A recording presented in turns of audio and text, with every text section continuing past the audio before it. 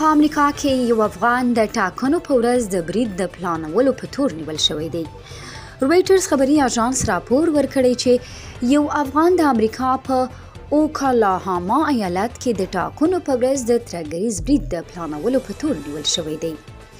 د رویټرز په وینا د امریکا عدلي وزارت 22 کلن نصیر احمد توحیدي تورن کړی ویلي دي چې دغه افغان د داعش په نوم د یو برید پلان لري.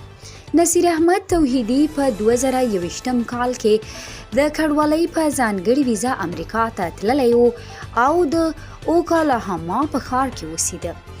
دغه افغان په واشنګټن ډي سي کې امنیتي کامرو ته د لاسرسي لپاره د آنلاین معلوماتو په لټه کې تورن دی، په داسې حال کې چې اړوند کس د سپینې ماڼۍ واشنګټن مومنټ کیمرې هم په آنلاین بڼه څارلی وي.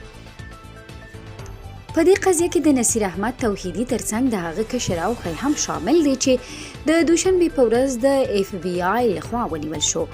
نصیر احمد توحیدي له نیول کېدو وروسته چارواکو ته وایي چې هغه د خلکو د یوې لوی غونډې په ترڅ کې د برید پلان جوړ کړی و.